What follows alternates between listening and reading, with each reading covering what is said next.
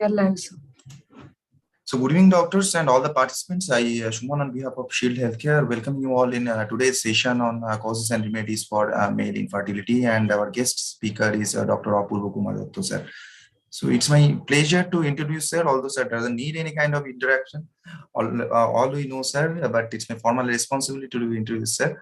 Sir is the winner of Dr. Kaminero Yuva Orator 2020, winner of National IMA Community Service Award for Individual 1920, winner of Padma Bhushan Kamalbai Hospital Award 2019, Fox's Traveling Fellowship 2017, Fox's Basant Bin Shah Fellowship for Overseas Study in the year 2018, and sir presented many positions and National Coordinator for Fox's CME's Workshop for Safe Abortion and Contraceptive Care 2020. Sir is a National Coordinator is June I Fox's think it's okay. Yeah, We okay. can give more time to the academic one. Okay, sir. So apart from that, sir has already contributed many book chapters and many articles. So with this short introduction, I request sir to take over the session, and I'd like to convey our sincere thanks to sir for his time in this to discuss this very important topic. So thank you very much, sir, once again, and over to you for further proceedings. Thank you.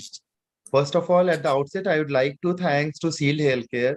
And Shield is always there to, give the platform to all those who want to go academic and continue the academic and getting the knowledge from the recent updates. So I must congratulate Shield to always there to encourage all of us. And thank you, Suman, for your generous and kind introduction. So without wasting the time, let us, I start today the male infertility. Now, when the Shield Vikas approached me and he told me, sir, we can do a live session on male infertility. So I just have in my mind that why always we get those, the theoretical part. Why not this time something different? And with these things in our mind, I would like to discuss you the real case scenarios, the different type of case scenarios. And I am very, I am very much, very confident that after giving this type of and getting this type of case scenario, you will be more confident to treat your patient. Now, before we start with the male infertility, I would like to tell few things. First thing, because we all know that in our society is a male dominated society, and when a infertile couple came to our OPD, the majority of time it will attribute it to the female partner and not to the male partner. Even I have seen cases when the patient and couples are coming, they have a number of investigations, but when I ask a simple where is the semen analysis or investigations of the husband, so the answer was no, we don't have that. I don't have any problem or something like that. So my dear friends, this is our male dominating, but the importance is when an infertile couple is coming, I am using this. The infertility is always for the couple. When I am saying, so it is both the male as well as the female. So when a patient is coming in, the husband, wife or infertile, or mere only the female is coming with the SARS or some other person, we have to ask them to give equally importance to the male infertility and equally importance to investigate the male about its infertility. So with these initial points, I would like to introduce and give a very basic outline and basic things about the male infertility. So my dear friends, I'm extremely sorry. My dear friends, we are celebrating Azadi Ka Amrit Mahotsav, 75 years of independence of the India. So why not we pledge today to have a Azadi from the male infertility? I'm extremely sorry. Actually, I am not well, but since I already committed, so just give me few seconds.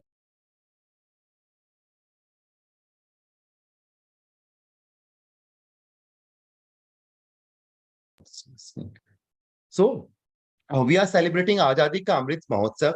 So why not we are giving that Azadi from the male infertility? So my dear friends, when we're talking about the prevalence of the male infertility, the Indian scenario, The prevalence of the infertile couple is around 15 to 20%, and of which 50% is due to the male factor. So this is the Indian data, Indian scenario, and this itself reveals that how important is to investigate men equally along with the female. Now, when I am talking about the infertility, infertility affects 50% of the couple, and 50 to 70% of the male infertility is potentially correctable. So it should be named as subfertility and not infertility. Now, what is the role of male in the fertilization? My dear friends, we all know from our basic knowledge of anatomy that the production, spermatozoa, there is a production in the testis and maturation in the epididymis, deposit in the female by the erection ejaculation apparatus, passage and maturation in the female tract, capacitation of the sperm, hyperactivation of the sperm, penetration in the follicular cell, binding to the zona pellucida, acrosomal reaction, sperm penetration in the zoa, and entry in the perivitelline space, sperm oocyte membrane fusion, cytoplasmic incorporation, cortical reaction, block to polyspermy, completion of the meiosis, and pronuclear formation and the syngamy. So, my dear friend, these all have a long list of what is the role of male in the fertilization. Now, how can a male present with the infertility? The male may present with the azoospermia, that is no sperm in the semen, approximately 5%, or sperm abnormalities, that is, it is not up to the mark, it's approximately 85%, and ineffective coitus, that is, it approximately 5%. Now, about the various causes of the male infertility, I'm not going to detail, but the idiopathic is as high as 25%. Varicocele, we often miss, but it is as high as 37%. Cryptorchism, obstructive might be 6%. The testicular failure, 9%. A semen disorder, approximately 10%. And others, approximately 7%. So, whether to treat the man or the semen, the question is there. So, my dear friends, it's now you have to decide after going through all these cases whether to be treat men or the semens. Now, the limitation of the treatment is evaluation of the therapeutic effectivity or efficacy is difficult due to great variation of the semen parameters and poor correction of the semen power parameters and conception rate, the various exogenous and endogenous factors which affecting the final outcome. Now, my first case is a male, 32 years, a businessman, sub-infertility for 3 years, no addiction. Wife, infertility workup is normal. Husband is hypertensive, taking nifedipine, 20 milligram from since last 2 years. The semen count is 11 millions per ml. Mortality, the active mortality is 30%. The pus cell is 1 to 2 per high power field. Now, the first question, would you like to comment on the semen analysis? Now, this is very, very, very, very important. How and when to gather and when to advise to have the semen analysis and what advice we should give to the couple or the male per se to have the semen analysis. We have to ask, is the centered around the patient's semenogram? A good standard semen analysis report with an abstinence period of at least 2 days is the most basic investigations. What is the WHO guideline is saying? The normal in 2010, they reduces the previous one. That is the normal volume is now 1.5 ml. The sperm concentration is approximately 15 million per ml. The total sperm count is 39 million per ejaculation, and mortality progressive should be 32%. So these are the again semen analysis report, and I'm not going in detail because we are always getting a lot of these things, but the main thing, the collection of the semen is very, very, very important. Now, what do you think the method of the semen collection affect the semen quality? If yes, then what is the proper method of the collection? Now, what is the disadvantage of the semen collection? Now, the parameters vary from sample to sample, technician to technician, and lab to lab. So, the main interpretation is there is a no standard protocol. There is a no, I should not say protocol, but there is a no standard investigations which we are getting from our lab. The normal report do not confirm the fertility potential of a patient. The conception possible even with a very bad sample is there. Man may be fertile to one female and infertile to the another female. Now, point to be noted in semen analysis, it should be exclude the recent febrile illness in husband, definitely, collection of the semen by masturbation, abstinence of 2 to 3 days, analysis after complete liquefaction. Well-equipped lab and dedicated technician is very important. Standing for the morphology should be given, and important is to note the mortality and morphology of the semen. Now, these are the things which we have to be pointers. Now, what is the role of physical examination and history of the drug intake? Because in my places, the most are the female oriented gynae practices, so they often just advise the semen analysis, and they rarely, or I should they rarely actually examine or taking the history of the male partner. So this is again a very blunder, and we have to examine and take a proper history from the male also. And if not, then we have to send the patient to a urologist or your male gynecologic or anybody to have an examination of the male. Now, what is the diagnosis of the male infertility based on the history and clinical examination? History, the duration of the infertility, the sexual abnormalities, the medical history like the diabetes, hypertension, obesity, psychiatric illnesses, epilepsy, chronic illnesses, childhood disease, mumps, cryptorchism, drugs, different type of drugs, surgical trauma or surgery to the pelvic organ, habits like smoking, drinking, exposure to the heat or chemicals, and the frequency of the sex life, again, very, very, very important. The clue to the diagnosis of the male infertility, the clinical clue like infrequent intercourse, lubricant use, irregular or infrequent menses, difficult obtaining erections, decreased libido, blood or pain ejaculation, or history of the testicular torsion, previous chemotherapy, previous retroperitoneal surgery, and etc.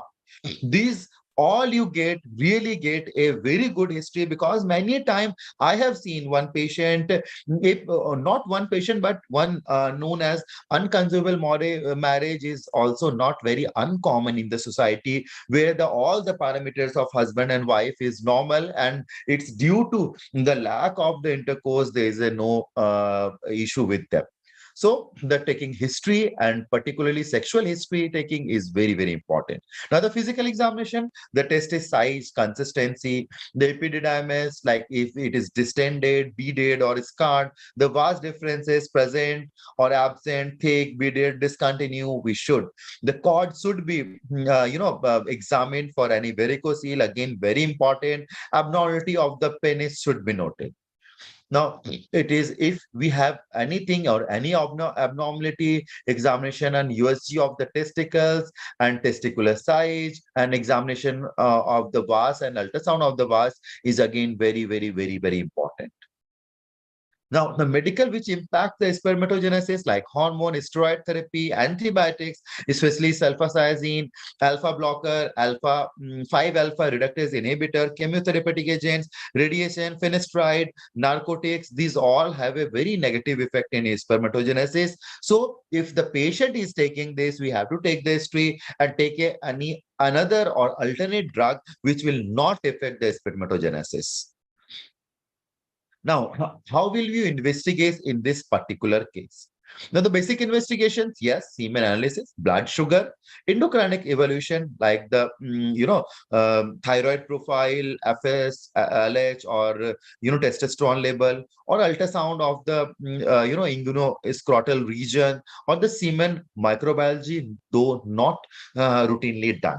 The advanced test like sperm function test, anti-spermatic antibodies, DNA fragmentation, Y microchromosomal microdeletion, and reactive oxygen species. The ultrasound, I have already stated, it is a scrotal ultrasound or transrectal ultrasound, or the semen microbiology, no much role. Now, a word about anti-sperm antibodies. Now, it is again very, very, very important. There are a lot of methods which are there, like MAR method, ELISA method, antibodies in the cervical mucus. But the question is arises, where in each and every cases we should do anti-spermatic antibodies? The answer is no, absolutely not. If there is a abnormality in the semen indices, like agglutination or abnormal motility, bad postcoital test, history of trauma, history of infection, or pyospermia, then we have to advise the patient for anti-spermatic antibodies. On investigations, if the testis is normal, in this particular case, FSH, LH, and serum testosterone all are normal. We have to give all the, the hormonal analysis, because to have a look of the possible causes of the reduced semen quantity or qualities. Like in the testicular failure, we have, or in isolated spermatic failure, we have an increased FSH, LH level may be normal, or increased testosterone level may be normal or reduced. In case of hypogonadotropic hypergonadism, all the levels are reduces. So I have already stated this. So the next question, what is the role of medical management in azoospermia? So what's the treatment is so that the treatment become cost effective. Now, there is a recent guideline of the ISRA, and it's clearly stated if there is a mild oligospermia, that is count is the 5 to 12 million, yes, we have to go the patient for the IUI and IVF. If there is a moderate oligospermia, that is between 2 to 5 millions, we have the patient advice for the ICSI, IVF, or if they want to go for IUI, then IUI with the donor. If it is the severe oligospermia, that is less than 2 millions, then ICSI and IUI donor. And in case of azoospermia, the count in nil, it is the ICSI or IUI donor is the treatment of choice. Now, what is the concept of the total mortality count? The total mortality count of at least 5 to 8 million is needed to achieve pregnancy by the natural method or IUI. The count less than this will go invariably for the ART outcome via IVF, ICSI, or sperm retrieval. Now, this is the audience question. The audience question is, clench your diagnosis. The semen volume is less than 1.5 ml. It is acidic, azoospermic with normal serum testosterone level, and the VAS is palpable. What is your diagnosis and how will you treat in this case? I will discuss in the last part of my slides. Now, the case 2. Mr. Prabhu is 35-year-old male, married for 5 years. The seminal examination on 3 occasions, so azoospermia. Now, how will you evaluate this case? Of course, in any case, the first, when the patient come with you with the report of azoospermia, please don't tell, "Kya, aap to kuch nahi ho sakta, aapka to nil hai." No, take a proper history, take a proper examination, and investigate it. That what is problem with them, what exactly is the azoospermia as defined by WHO. The answer is no sperm seen in the sperm sample. Then we have to centrifuge the sample, the semen sample at 300 for 300 revolution for 15 minutes. The palate form must be examined for any presence of the sperm, and if the palate again so no trace of spermatozoa, then we have to it is the azoospermia. But if the palate is saying that sperm is there, so it is the cryptoazoospermia. If no sperm is found, even after a scientific repeat, the analysis must be done after 2 to 4 weeks. And if no sperm found after then we have to grade it as a azoospermia. Now, how will you differentiate between the obstetric from the non-obstetric azoospermia? Again, very, very, very important, and which we often miss to get this information. Now, in case of obstetric azoospermia are characterized by the normal testicular volume, a turgid full epididymis, presence of the vas difference, and a normal FSH and normal testicular histopathology.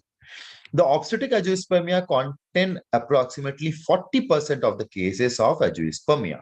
In case of non-obstetric azoospermia, it is characterized by low volume or flabby testis associated with the maldescent with the elevated FSH and an altered testicular histopathology. So that means it is indicated the non-obstructive azoospermia.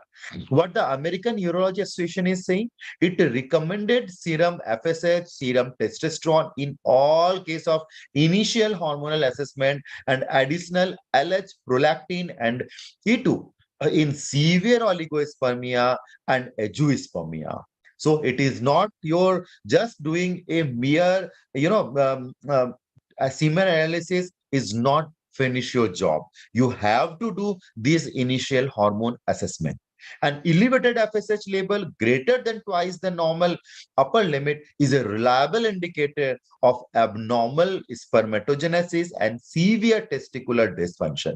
However, focal area of spermatogenesis may be present in a patient with a highly elevated FSH level.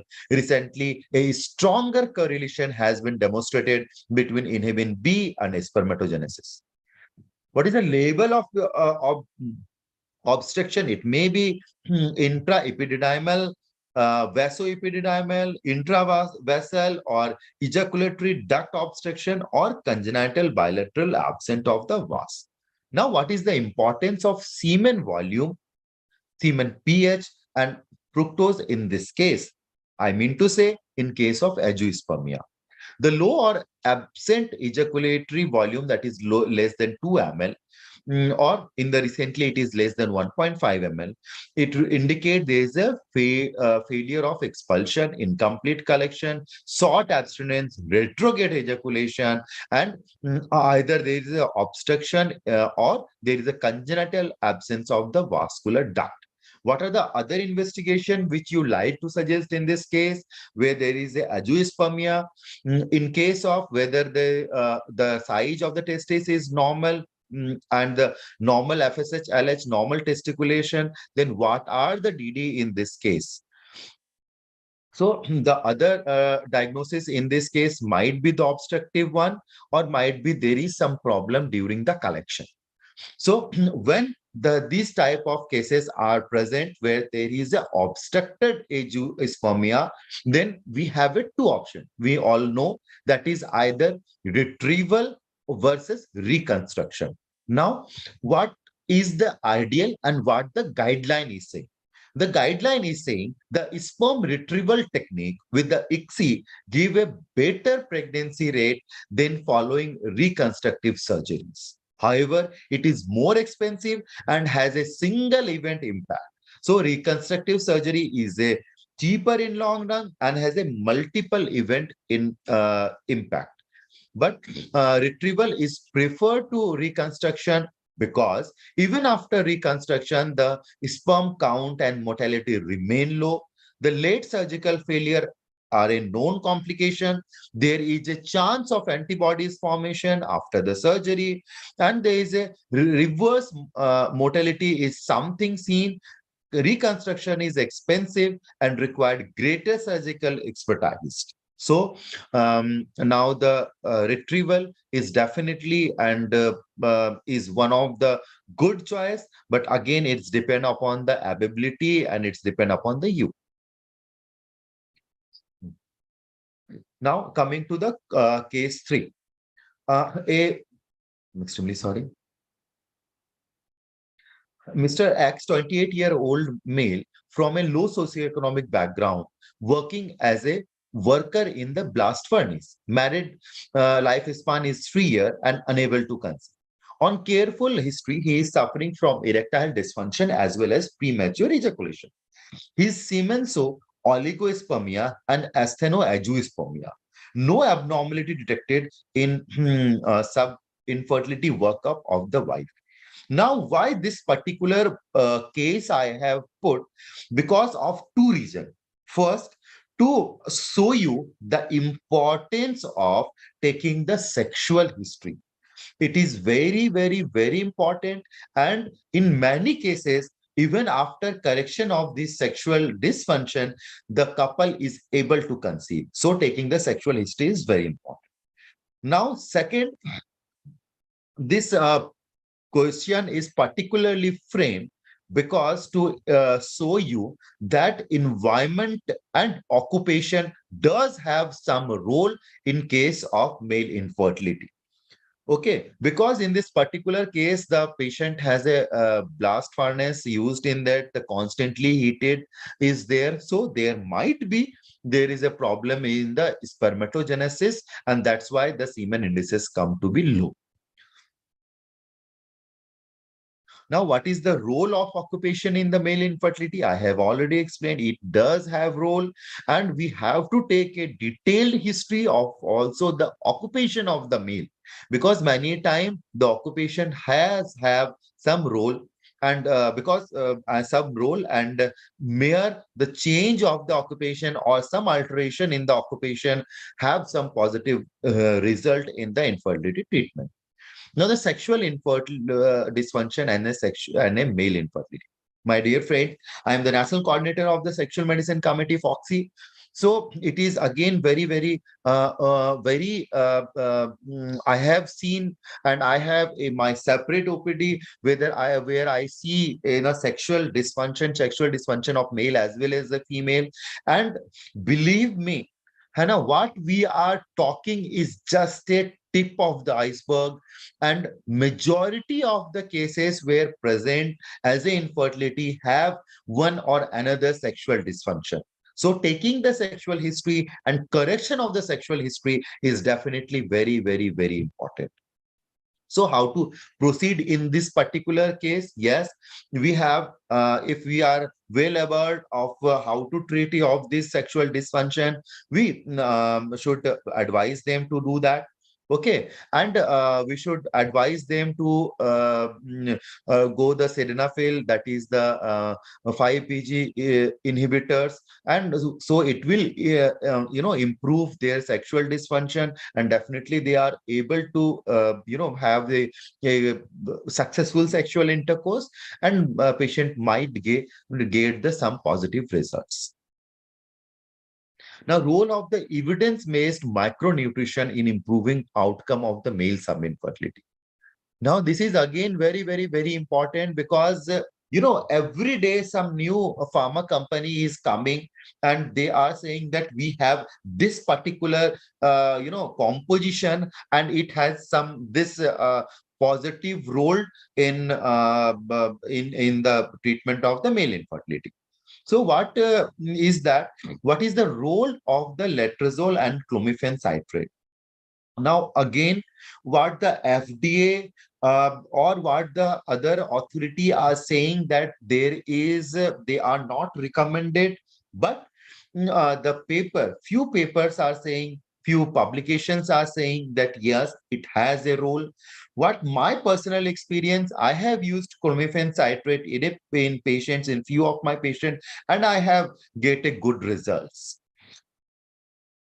The role of the environmental pollutants in the case of male infertility, yes, I have already stated, yes, it has environment, the pollutants have a definitely a positive effect, a negative effect on male fertility. And also the body physics, the weight gain, and metabolic syndrome. These all have a very negative effect in the male infertility. So whenever you are treating a case of male infertility, we also advise to improve their lifestyle also, and it will definitely help them to have a successful pregnancy. What we should advise our patient to improve the semen indices, like many a time the patients are coming and they are asking me, sir, is there any food? What should I take so that I can improve my semen indices, improve my sexuality naturally?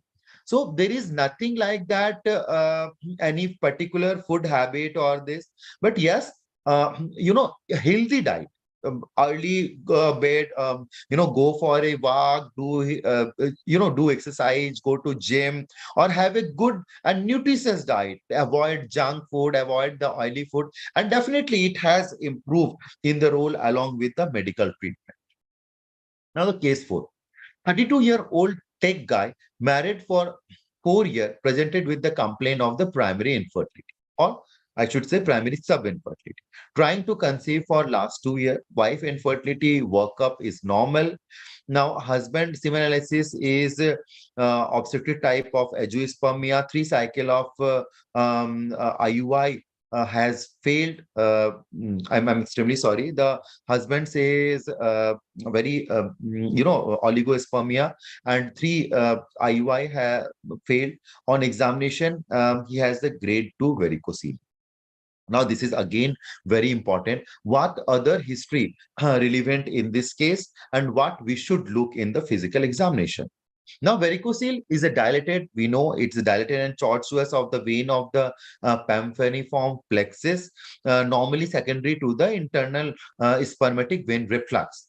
Now, the veins involve the pampaniform plexus, cremasteric vein, and gubernacular and differential veins. So these are the definition of the varicocele. Now, what is the diagnosis? Is merely the clinical examination. High resolution ultrasound and color Doppler is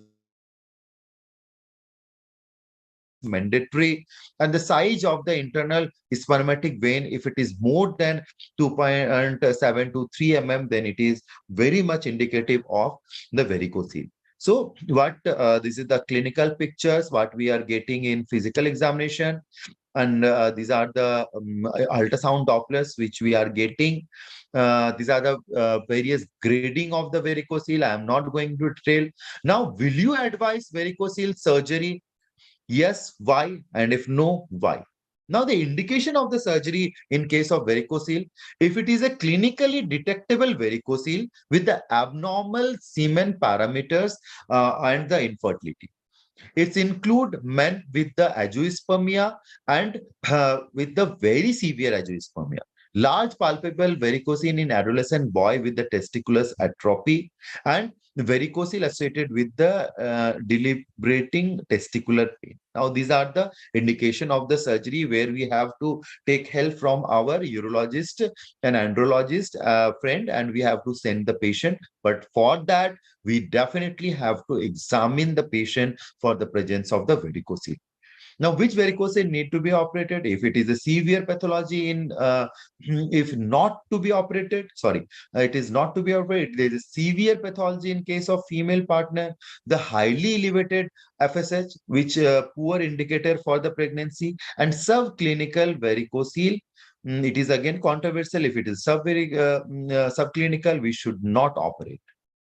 The ideal operation is easy to perform and minimally invasive. It is very safe, minimally morbidity, and it is almost painless. Artery and lymphatic are preserved. Vas is not damaged. Give desirable effect on the semen parameters, and minimal or delayed recurrence, and it is very low cost. Now, how to proceed in this case? My dear friend, definitely we have to advise the patient for the varicocele operation, because it's a grade 2 with abnormal semen parameters, and we have to repeat the semen parameters after correction of the surgery. And if it is improved, then okay. If not, then we have to send the patient for the MISA, PISA, TISA, or TC. Now, not going to tell because it is under the ART. A word about the low cost IVF. My dear friends, nowadays there is a very much debate of the low cost IVF. What is it? Actually, the low cost IVF is nothing when we are using like not the recombinant one, but the urinary derived, the all the stimulants or triggers. Then definitely the cost of the IVF gone low, and that is the low cost IVF. So I think I have tried my level best to get out those practical questions, and I must, I hope that this have some take home message for all of you, and it will definitely help to in your clinical practice to treat the male infertility. So thank you so much for your patience hearing and your patience listening. Thank you so much. Over to you, Suman. Yeah, thank you very much, sir, for this nice case-based discussion. Just give me 1 minute time to check any questions.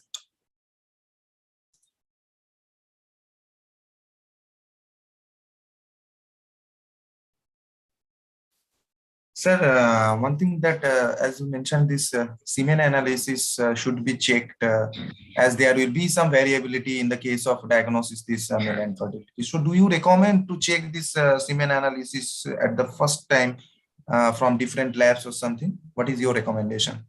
Now, really, I am telling the things. It should be checked not by technician, by the treating doctor himself or herself.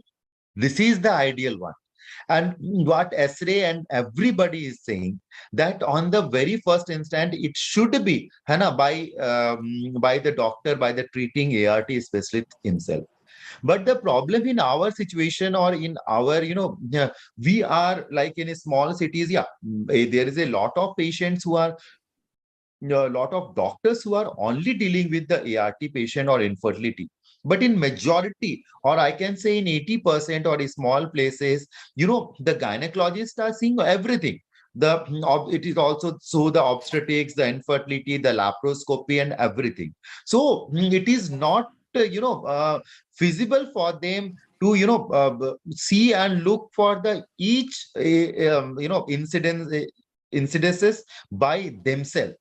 So we have to send them to the lab, but definitely we should send those semen to the labs which are actually fully equipped, and we can assure कि yes भाई वहां भेज रहे हैं तो definitely कुछ तो हमें अच्छा मिलेगा. That is the thing. Thank you very much, sir. And another question, sir, when to check this prolactin level, because hyperprolactinemia sometimes cause this kind of problem. So is there any specific condition to check this prolactin level? Now, first of all, in case of if you are male and you are taking the male infertility on the very first instance when the patient is coming, along with the semen analysis, we have to give some investigations at the first instances, the hormone investigations, and the prolactin level is one of them. Okay, so in each and every, there might be few people are disagree from me, but there are a lot of papers are saying that yes, on the first instances when the patient is coming and there is you are going to evaluate the patient for the infertility, so along with the semen analysis you have to send the patient for these type of hormone analysis, and prolactin is one of them. Thank you very much, sir. And one thing is, what will be the treatment in case of retrograde ejaculation? That is. Now, we have to find what is the cause of retrograde ejaculation. For example, in case of varicocele, yes, in many of cases like second, third, especially third and the fourth degree of varicocele, there is a retrograde ejaculation is there. So we have to surgically correct that. Or we also, I am in my slides, I have, in the case of clinical examination, we have to examine the opening of, the urethra also in penis. So if there is any hypospadias or epispadias, so these are the cases of where there is a retrograde ejaculation is present. So in these cases, we first have to surgically correct them, and then only we are getting we are getting treatment of this. Once they are surgically corrected, definitely it will improve. But I have seen cases where there is a grade 5 is hypospadias and no surgery is there. We have to ask the patient for going to IUI, because in with the hormone, because there is no problem in the hormone, in the incidences, the female workup is okay, the husband workup is okay, but still because of retrograde ejaculation, they are unable to conceive. So in this case, in those cases, we have to advise, when surgical correction is not at all possible, we have to ask them to get some ART, like either the IUI with the husband, or if it is failed, then we have to go for the IVF. That is the thing. Thank you, sir. Sir, is there any psychological assessment or psychological involvement is there in the case of this Yes, retrograde ejaculation? definitely. Now, there's a two things I am saying. Many a time, what we are advising when we are giving them the natural cycle, that okay, give those medicines and by get the safe and unsafe period.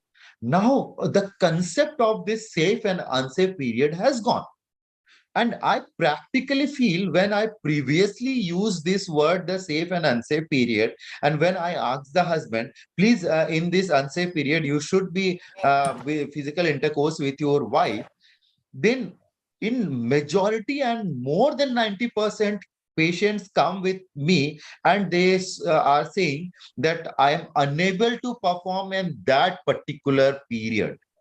So definitely these have some psychological effect.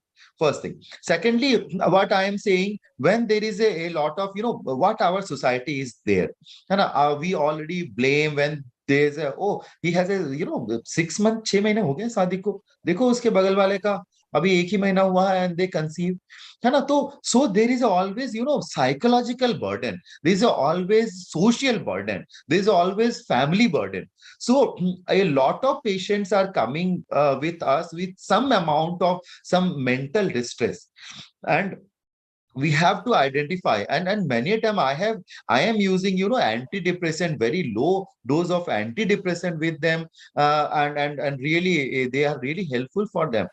So it is again psychological effect does have a very, very important. Thank you very much, sir. So I could not find any other thing, sir. Yeah, I think yeah, we already cover, I think so.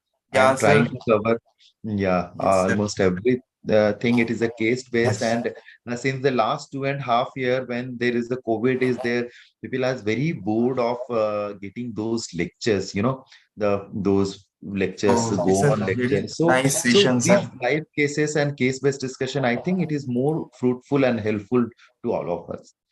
So Yes, that yes. is the thing. Thank you very much, sir, once again for your valuable time and to discuss such a nice, interesting topic. So thank you very much, sir. And in future also, we look forward for some valuable topic from you. So thank you very much, sir. Have a good Thank you day. so much. Thank you so Thank you. much, Suman. And thank you so much, Seal. And thank you so much, Vikas.